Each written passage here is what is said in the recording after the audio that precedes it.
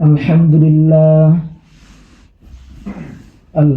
لله نحمده ونستعينه ونستغفره ونعوذ بالله من شرور أنفسنا ومن سيئات أعمالنا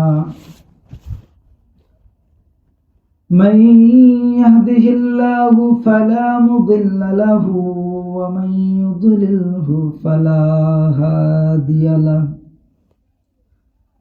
ونشهد أن لا إله إلا الله وحده لا شريك له ونشهد أن سيدنا وسندنا وحبيب ربنا وطبيب قلوبنا وأولانا ومولانا محمدا عبده ورسوله صلى الله عليه وسلم تسليما أما بعد فقد قال الله تعالى في كلامه المجيد وفرقانه الحميد أعوذ بالله من الشيطان الرجيم بسم الله الرحمن الرحيم ولا تحسبن الذين قتلوا في سبيل الله أمواتا بل أحياء عند ربهم يرزقون وقال عليه الصلاة والسلام ما تعدون الشهادة قالوا القتل في سبيل الله قال الشهداء 7 سوى القتل في سبيل الله وقال في حديث آخر المطعون شهيد المبطون شهيد والغريق شهيد وصاحب الهدم شهيد والشهيد في سبيل الله মুআজ্জাজ মুহতারাম উপস্থিত সম্মানিত মুসল্লিয়ানে কেরাম, মহান পরওয়ারদিগারের শানে অসংখ্য অগণিত শুকরিয়া জ্ঞাপন করছি যে রব্বুল ইজ্জাত আমাদেরকে প্রতিদিনের মতো আজকেও একটি সুন্দর দিন দান করেছেন। প্রতিদিনের মতো আজকেও আল্লাহ তাআলা আমাদেরকে বড় মহব্বত করে ভালোবেসে সুস্থতার সাথে আল্লাহর বিধান নামাজ আদায়ার্থে মসজিদে আসার তৌফিক দান করেছেন। এজন্য সকলে অন্তরের অন্তঃস্থল থেকে বলি আলহামদুলিল্লাহ। মুহতারাম হাজিরিন, আমি সূরাতুল আলে ইমরানের 169 নম্বর আয়াত তেলাওয়াত করেছি। আল্লাহ রাব্বুল আলামিন এই আয়াতে আমাদেরকে সুস্পষ্টভাবে জানিয়ে দিচ্ছেন, আল্লাহ বলে দিচ্ছেন ওয়ালা তাহসাবান্নাল্লাযীনা কুতিলু ফী সাবিলিল্লাহি আমওয়াতা, যারা আল্লাহর রাস্তায় নিহত হয়, আল্লাহর দ্বীনকে কায়েম করার জন্য যারা শহীদ হয়ে যায়, আল্লাহ বলতেছেন তোমরা তাদেরকে মৃত মনে করো না, বাল আহইয়াউন ইনদা রাব্বিহিম ইরযাকুন,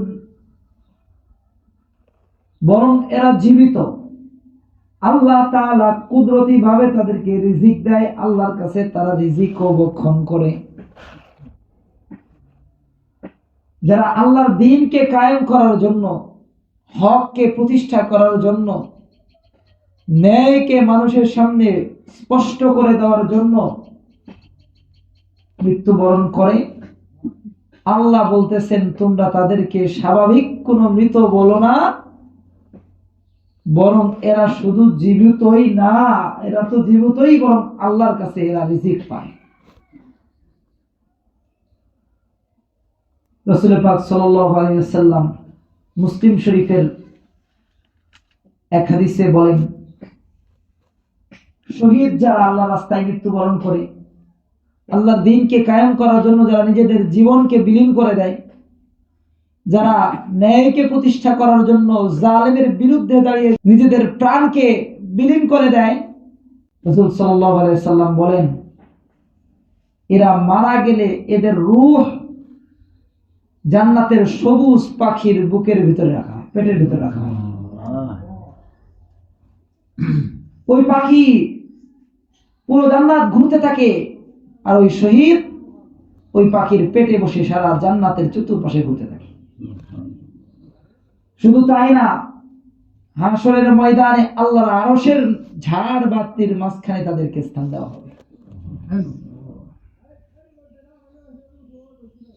আল্লাহর আরশের ঝাড় বাতিতে শহীদদের স্থান হবে। আল্লাহ তাআলা শহীদদেরকে জিজ্ঞাসা করবেন তোমাদের আর কি চাওয়ার আছে? শহীদরা উত্তরে বলবে আল্লাহ আমাদেরকে এত কিছু নিয়ামত দেওয়ার পরেও আমাদের আর কি চাওয়ার থাকে? আল্লাহ তাদেরকে আবার জিজ্ঞাসা করবে তোমাদের কি চাওয়ার আছে? তখন শহীদরা বুঝবে আল্লাহ যেহেতু আবার জিজ্ঞাসা করছে, কোনো একটা কিছু চাইতেই হবে।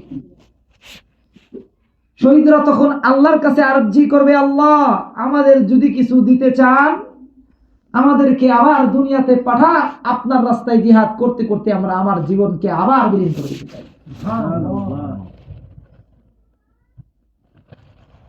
জিহাদের ময়দানে নিহত হওয়া ব্যক্তিরা তাদের যে মর্যাদা জান্নাতে দেখতে পাবে, তাদের যে সম্মান, তাদের যে উঁচু স্থান দেখতে পারবে, এই স্থান দেখার পর তারা এমনটা দাবি করবে, তারা বুঝে ফেলবে যে এর চাইতে দামি মৃত্যু আর কিছু হতে পারে না।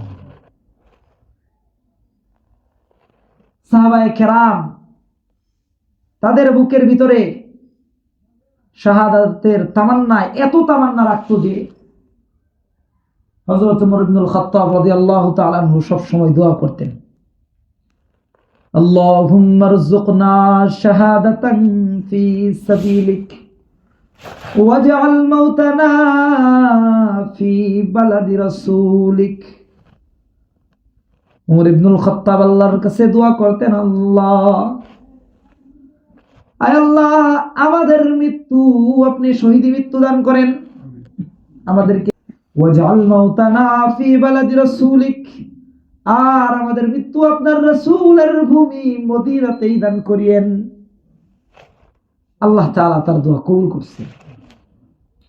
ওমর রাদিয়াল্লাহু তাআলা আনহু শহীদ হয়েছিলেন এবং তার জানাজা, তার দাফন রাসূল পাক সাল্লাল্লাহু আলাইহি ওয়াসাল্লামের রওজা মুবারকের পাশেই, রাসূলের পাশেই হয়েছে। এই শাহাদাতের তামান্না, এই নেশা, এই স্বাদ যার কলবের ভিতরে একবার ঢুকে গেছে, দুনিয়ার কোন অপশক্তি তার মনের ভিতর থেকে মৃত্যুর তার মনের ভিতরে মৃত্যুর ভয় ঢোকাতে পারবে না। যার কলবে একবার শাহাদাতের স্বাদ ঢুকে গেছে, দুনিয়ার কোন অপশক্তি, কোন জালিম বন্দুক কিংবা ছুরির ভয় দেখিয়ে, মৃত্যুর ভয় দেখিয়ে তার মন থেকে শাহাদাতের তামান্নাকে দূর করে দিতে পারবে না। তার জ্বলজ্বন্ত প্রমাণ আমাদের শহীদ শরীফ উসমান হাদি ভাই। বয়সটা ছিল সামান্য, মাত্র 1993 সালে তার জন্ম। আল্লাহ তাআলা ভাইয়ের অন্তরে এত পরিমাণে শাহাদাতের তামান্না দিয়ে দিছিল যে মৃত্যুর 2 দিন আগে সে সুস্পষ্ট ভাষায় ঘোষণা দিছে, মৃত্যু যদি হতেই হয়, মরে তো সবাই যাবে, কিন্তু এই সত্যকে প্রতিষ্ঠা করার জন্য মানুষের মাঝে জালিমকে জালিম নামে পরিচয় করে দেওয়ার জন্য আমি যদি মরেও যাই, আমার হয়ে আমার সন্তান লড়বে। তারপরেও সে একবারও পিছপা হয় নাই। সে বলছে আমার জীবনের কোনো গ্যারান্টি নেই, যে কোনো সময় আমি মৃত্যুবরণ করতে পারি, আমি মরে গেলে আমার হয়ে লড়বে আমার সন্তান। সে বলছিল আমি জীবন দিতে পারি, জুলাই দিতে পারি না, জীবন দিব কিন্তু জালিমের সামনে কখনো মাথা নত করব। আজকে তার এই বক্তব্যগুলো সোশ্যাল মিডিয়ায় মানুষ দেখতেছে আর কাঁদতেছে। আল্লাহ তাআলা যাদেরকে শহীদ বানায়, যাদেরকে আল্লাহ পছন্দ করে, তাদের মৃত্যুর আগে তাদের মনের ভিতরে একটা দাগ দিয়ে দেয়, একটা ইশারা ইঙ্গিত দিয়ে দেয়। মনে হয় আমার ভাই উসমান হাদি এমনটাই বুঝেছিলেন। মৃত্যুর কয়েকদিন আগেও সে তার অগ্নিধারা বক্তব্যে বলে গেছেন, আমি যদি মরে যাই আমার হয়ে লড়বে আমার সন্তান। সে একবার বলে নাই যে এই আমি মারা গেলে তোমরা ভয় পেয়ে এই আন্দোলন থেকে, এই সংগ্রাম থেকে পিছিয়ে যাও, এমনটা বলে। দুনিয়ার বুকে অসংখ্য অগণিত মানুষ আছে, কিন্তু সমাজের জন্য, জাতির জন্য, দ্বীনের জন্য, কল্যাণের জন্য ভাবে এমন মানুষ খুব কম আছে। মানুষ অনেক আছে নিজেদের স্বার্থের জন্য সব বিলাইয়া দেয়, কিন্তু অন্যের স্বার্থের জন্য, দেশে শান্তি প্রতিষ্ঠা করার জন্য, মুসলমানদের মাঝে শান্তি আনার জন্য, অপশক্তি পরাশক্তি ইসলামের শত্রুদেরকে দেশ থেকে বিতাড়িত করার জন্য তাদের উপর ঝাঁপিয়ে পড়ার মতো স্লোগান এবং বক্তব্য দেওয়ার মতো সাহসী হাতে গোনা দু একজনই আছে। আজকে হাদি হারিয়ে গেছে, এমন হাদি আর আমাদের দেশে পাওয়া যাবে কিনা আল্লাহ ভালো জানে।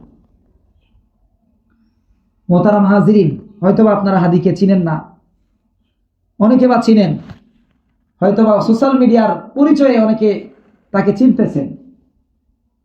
আল্লাহ তাআলা আমার ভাইকে শহীদি মর্যাদা দান করুক। তার জীবনের শুরু থেকে শেষ পর্যন্ত প্রত্যেকটা ক্ষেত্রেই সে আলেমদের সাথে ভালোবাসা সোহবত রাখছে। শাপলা থেকে জুলাই প্রত্যেকটা আন্দোলনে সে সত্যকে সত্য বলে প্রমাণ করার জন্য অন্যায়ের বিরুদ্ধে লড়ে গেছে, আলেমদের সাথে মহব্বত রাখছে। অল্প কিছুদিন আগেও সে জুনাইদ বাবুনগরী এবং আহমদ শফি রহমতুল্লাহি আলাইহি এর কবর জিয়ারত করছে। যাদের বক্তব্য ছিল, যাদের মুখের বাণী ছিল শুধুমাত্র আল্লাহর দ্বীন প্রতিষ্ঠা করা, বাণী ছিল ইনশাআল্লাহ, জালেমরা তাদেরকে দেখতে পারে না। হাজার হাজার টাকা, লক্ষ লক্ষ, কোটি কোটি টাকা খরচ করে তাদেরকে আমাদের থেকে ছিনিয়ে নিতেছে। তাহলে একবার ভেবে দেখেন আমরা কোন জালেমের দেশে বসবাস করতেছি। আজকে হাদি কালকে যে আপনার আমার সন্তানের টার্গেট না, এর কোনো গ্যারান্টি দিতে পারবেন? এই 90% মুসলমানের দেশে হক কথা বলতে গিয়ে জীবন দিতে হয়েছে, এটা আজকে নতুন কিছু না। আব্রা থেকে হাদি এইভাবে অসংখ্য অগণিত শহীদ আমাদের চোখে আঙ্গুল দিয়ে দেখায় দিয়ে গেছে আমাদের এই দেশ নিরাপদ না, মুসলমানদের জন্য এটা শান্তির ভূমি না। সংসদে যেই আসুক না কেন শুধুমাত্র ইসলাম ধর্মকে টার্গেট করে মুসলমানদেরকেই শত্রু। ক্ষমতায় যেই আসুক না কেন, নাম যেই হোক না কেন, ঘুরে ফিরে একমাত্র কোরআনই তাদের শত্রু। কোরআনকে অবমাননা করাই তাদের জন্য নেশা, তাদের জন্য পেশা। কবে আল্লাহ আমাদের এই সমস্ত জালেম থেকে মুক্তি দিবে আল্লাহ ভালো জানে। এজন্য মরতে তো হবেই। আল্লাহ বলেন ইদা জাআ আজালুহুম লা ইস্তাখিরুনা সাআতাও ওয়া লা ইস্তাকদিমুন। মৃত্যু তো সবার অবধারিত, নির্ধারিত। যার যখন মৃত্যু লেখা আছে, এক মুহূর্ত আগেও হবে না, এক মুহূর্ত পরেও হবে না। আপনি জালিমের ভয়ে করে বসে থাকলেও আপনার মৃত্যু হবেই। কখনো বা রোগে হবে, কখনো বা অ্যাক্সিডেন্টে হবে, কিংবা বার্ধক্যজনিত কারণে হবে, কিংবা হাঁপানিতে হবে, মৃত্যু তো হবেই। সত্যের পথে লড়লেও আপনার মৃত্যু ঠিকই হবে। কিন্তু আপনার মৃত্যু স্বাভাবিক কোনো মৃত্যু হবে না যদি আপনি মানুষের জন্য লড়ে যান। ইসলামের পতাকা উত্তোলন করার জন্য মরে যান এবং মানুষের মাঝে হক সত্য প্রতিষ্ঠা করার জন্য যদি আপনি মরে যান, তাহলে আপনি আল্লাহর কাছেও দামি, সারা দুনিয়ার মানুষের কাছেও আপনি দামি। ওরা চেয়েছিল হাদির নামটা দুনিয়া থেকে মুছে দিবে, কারণ হাদি জালেমদেরকে টার্গেট করে তাদেরকে অগ্নিজরা বক্তব্য দিয়ে জালেমদের কলিজা ছাড়খাড় করে দিচ্ছে। অল্প কিছুদিন আগে দুইজন ব্যক্তি মোটর সাইকেলে করে হাদির মাথায় গুলি করে ইন্ডিয়ায় পালায়া যায়। হাদি জুমার দিনে গুলি খায়, আরেক জুমার রজনীতে গতকাল ইন্তেকাল করে, সিঙ্গাপুরে ইন্তেকাল করে। কত না সৌভাগ্য আমার ভাইয়ের, যে শুক্রবার দিনে সে গুলির আঘাত পায়, আবার শুক্রবার রাত্রিতেই সে মারা যায়। গত রাত্রে মারা গেছে। আজকে সারা বাংলাদেশের যত পথের যত পন্থার লোক আছে, যারা আল্লাহকে বিশ্বাস করে, যারা সত্যকে বিশ্বাস করে, যাদের মনের ভিতরে হক প্রতিষ্ঠার ইচ্ছা আছে, তারা সকলেই যেই দলই হোক না কেন খোঁজ নিয়ে দেখেন হাদির জন্য কাঁদতেছে, হাদি হাদি বলে চিল্লাইতেছে। সকলের সোশ্যাল মিডিয়ায় শুধুমাত্র হাদি আর হাদি, কারো প্রোফাইল পিকচার শুধু হাদি আর হাদি, কেউ হাদির বক্তব্য শেয়ার করতেছে। ভাই, হাদি মরে নাই। তারা চাইছিল হাদিকে বিতাড়িত করতে, বাংলাদেশ থেকে দূর করে দিতে। আজকে পুরো বাংলাদেশি হাদি হয়ে গেছে। এই জন্য ছাগলের মতো 500 বছর বাঁচার চাইতে বাঘের মতো এক মুহূর্ত বেঁচে থাকা উত্তম। সাহাবায়ে কেরামের ইতিহাস ঘেঁটে দেখেন, তারা তরবারিকে ভয় পাইতো না, তারা মৃত্যুকে মোকাবেলা করার জন্য সদা প্রস্তুত থাকতো। তারা শহীদি তামান্না বুকে লালন করত। এই জন্য বদরের যুদ্ধের ঘোষণা যখন মসজিদের মিম্বারে আল্লাহ রাসূল দিয়ে দিল, মাত্র 8 থেকে 10 বছরের দুইটা বাচ্চা, একটার নাম মুআজ আর একটার নাম মাআস, দাঁড়ায় গেছে। সবাই যুদ্ধের নাম লেখায় দিছে, নাম লেখা শেষ, ছোট ছোট 8 থেকে 10 বছরের দুইটা বাচ্চা দাঁড়ায় আছে। আল্লাহ রাসূল বলে, তোমরা কি চাও? বলে, ইয়া রাসূলুল্লাহ, আমরাও যুদ্ধে শরীক হইতে চাই। আল্লাহ রাসূল বলল, তোমরা তো ছোট, তোমাদেরকে যুদ্ধের ময়দানে নেওয়া যাবে না। তারা দৌড় দিয়ে আল্লাহ রাসূলের পায়ে দাঁড়ায় কান্না করতে করতে বলতেছে, আল্লাহ, ইয়া রাসূলুল্লাহ, আমার মা আমাদেরকে ঘর থেকে বের করে দিতে বলছে, শহীদ না হওয়া পর্যন্ত জান্নাতে ছাড়া তোদের সাথে আমি আর দেখা করতে চাই। নাসর বান্দা কোনোভাবেই ছাড়বে না। আল্লাহ রাসূল বলতেছে, তোমরা ছোট, তোমরা লড়াই করতে পারবে না। তারা দুজন নাসর বান্দা কোনোভাবেই ছাড়বে না, যুদ্ধে যাবেই। আল্লাহ রাসূল তখন তাদেরকে বলল, তোমরা যেহেতু ছাড়বেই না, তোমাদের মধ্য থেকে যে বেশি শক্তিশালী তাকেই নিব। তাদেরকে পাঞ্জা লড়াইয়া দিল। মুআজ বড়, সাধারণত বড় ভাই শক্তি বেশিই থাকবে, তাই না? বড় ভাই ছোট ভাইকে নিচে ফেলে দিল। আল্লাহ রাসূল ঘোষণা দিল, বড় ভাই মুআজকে নিব, মুআজ তুমি থাকো। তখন কানে কানে ছোট ভাই মুআজ বলতেছে, বড় ভাই, নানির বাড়ি যাওয়ার সময় আমি তোমাকে রেখে যাই না, আমি তোমাকে একা রেখে যাই না। কোথাও ঘুরতে গেলে আমি তোমাকে একা রেখে যাই না। দাওয়াত খাইতে গেলে তোমাকে আমি একা রেখে যাই না। আমাকে ছেড়ে তুমি যুদ্ধে যাবা, শহীদ হয়ে জান্নাতে আমাকে রেখে যাবা, এমনটা হতে দেওয়া যাবে না। ভাই, তুমি আল্লাহ রাসূলের সামনে প্রমাণ করে দাও যে আমারও শক্তি আছে। তোমার শক্তিটা একটু কমায়া আল্লাহ রাসূলের সামনে প্রমাণ করে দাও আমার শক্তি আছে, তুমি আমাকে ছাড়া জান্নাতে যাইতে পারবা না।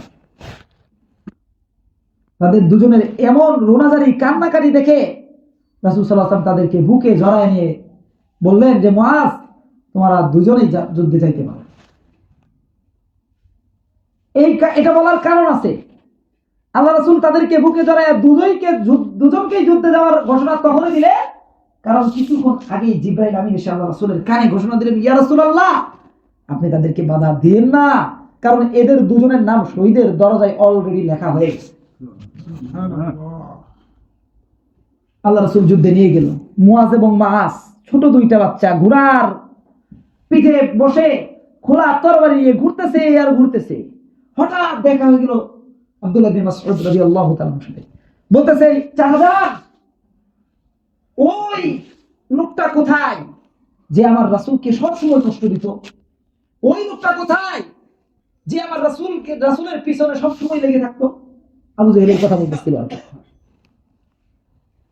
আব্দুল্লাহ ইবনে মাসউদ বলতেছে, তোমরা দুজন তাকে কেন খুঁজতেছো? কয়, আমরা তাদের কল্লা নামায় দিব। তখন আব্দুল্লাহ ইবনে মাসউদ বলল, তোমরা তো পারবে না, তোমরা ছোট। বলছে, আচ্ছা জান, আপনি শুধুমাত্র আমাদেরকে দেখায় দেন। আব্দুল্লাহ ইবনে মাসউদ তাদেরকে শুধুমাত্র ইশারা দিয়ে আঙ্গুল দিয়ে দেখায় দিল। ওই যে লোকটা বলতে দেরি হইছে, নিচের দিকে তাকায় দেখে একটাও নাই। দুই ভাই কই গেছে বুঝে পাইতেছেন? মানে বাস পাখির মতো তা দৌড়ে গিয়ে দুই ভাই দুই পাশ থেকে আবু জাহেলকে এমন আঘাত করলো, ঘোড়ার পিঠ থেকে পড়ে গেল, ওই জাহান্নামে ওইখানেই মরে গেল। দুইজন নাবালেগ বাচ্চা, মুআজ এবং মাআজ, আল্লাহ রাসূল যুদ্ধে নিয়ে যাইতে চাই নাই, তাদের তরবারির আঘাতে আবু জেহেল জাহান্নামে চলে গেল। কিছুক্ষণ পর কাফেরের দল তাদেরকে ঘিরে নিল। মুআজ এবং মাআজ উভয়কেই শহীদ করে দিল। এই ছিল শহীদি তামান্না তাদের বুকের ভিতরে। শুধু তাই না, বদরের যুদ্ধের ঘোষণা যখন দিয়ে দিল, আল্লাহ রাসূল যোদ্ধাদেরকে ছাঁটাই বাছাই করতেছিল। মুরব্বী এবং বৃদ্ধ মহিলারাও যুদ্ধে যাওয়ার জন্য প্রস্তুত হয়ে গেছে। ইয়া রাসূলুল্লাহ, শহীদি মর্যাদা আমরাও চাই। আল্লাহ রাসূল তখন বলছে, তোমাদের যুদ্ধে যাওয়ার প্রয়োজন নাই, তোমাদের সন্তানদেরকে দিয়ে দাও। সন্তান যদি শহীদ হয় তাহলে তোমাদের সন্তান তোমাদেরকে নিয়েই জান্নাতে যাবে। তোমাদের নাতিকে দিয়ে দাও, সে যদি শহীদ হয় তোমাদের নাতিরা তোমাদেরকে নিয়েই জান্নাতে যাবে। শুধু তাই না, যুদ্ধের ময়দানে নারীরা তাদের নাবালেগ বাচ্চাদেরকেও নিয়ে উপস্থিত হইত। এক যুদ্ধের ঘটনা, এক মহিলা তার দুই নাবালেগ সন্তান, ছোট শিশুকে দুই কোলে নিয়ে আল্লাহ রাসূলের দরবারে হাজির। ইয়া রাসূলুল্লাহ, আমার এই শহীদ সন্তান দুইটাকে কোনোভাবে যুদ্ধে নেওয়া যায় না। আল্লাহ রাসূল বলতেছে, তুমি কি পাগল হইছো? এই নাবালেগ দুইটা বাচ্চাকে দিয়ে আমি কি করব? এদেরকে সামলাইতেই তো লোক লাগবে, এদেরকে যুদ্ধের ময়দানে গিয়ে কি করব? বলতেছে, ইয়া রাসূলুল্লাহ, আমার স্বামী যুদ্ধে শহীদ হয়ে গেছে, আমার বাবা যুদ্ধে শহীদ হয়ে গেছে, আমার ভাই যুদ্ধে শহীদ হয়ে গেছে। আমি চাই আমি কিয়ামতের দিন আল্লাহর কাছে শহীদের মা হিসেবে পরিচয় দিব। আমার এই নাবালেগ বাচ্চা দুইটাকে আপনি নিয়ে যান। কাফেররা যখন চতুর্দিক থেকে তীর মারবে, আপনি রাসূলের ঢাল যখন হাত থেকে পড়ে যাবে, কাউকে না পাইলে আমার নাবালেগ বাচ্চা দুইটাকে সামনে রাখবেন। ওই তীর যেন সর্বপ্রথম আমার নাবালেগ বাচ্চার বুকে বিঁধে, তাও যেন আপনার বুকে না। এই ছিল তাদের বুকে শাহাদাতের তামান্না। যারা রক্ত দিয়ে ইতিহাস লিখে, তাদের ইতিহাস মানুষ, তারা মরে গেলেও ইতিহাস দুনিয়াতে রেখেই যায়। এই জন্য মুহতারাম হাজিরিন, অন্যায়ের সামনে মাথা নত করা যাবে না। হককে প্রতিষ্ঠা করার জন্য যার যেভাবে প্রস্তুতি নেওয়া সম্ভব, প্রতিবাদ করা সম্ভব, ওইভাবেই প্রতিবাদ করতে হবে। যদি মুখে বলা সম্ভব হয় মুখেই বলতে হবে, যদি হাতে প্রতিবাদ করা সম্ভব হয় হাতেই প্রতিবাদ করতে হবে। অন্ততপক্ষে অন্তরে ঘৃণাও হলেও করতে হবে, অন্যথায় আপনি মুমিন না। যে অন্যায়কে দেখে আপনি চোখ বুজে বন্ধ করে আছেন, একদিন এই অন্যায় আপনার সাথে হবে না, এর কোনো গ্যারান্টি আছে? আল্লাহ তাআলা মুমিন হিসেবে আমাদের সকলের অন্তরে শাহাদাতের তামান্নাকে উজ্জীবিত করে দিক এবং শহীদ হওয়ার মতো তৌফিক আল্লাহ তাআলা আমাদের সকলকেই দান করুন। আমিন ওয়া আখির দাওয়ানা আলহামদুলিল্লাহি রাব্বিল আলামিন। যারা সুন্নাত পড়েন নাই, সুন্নাত পড়েন।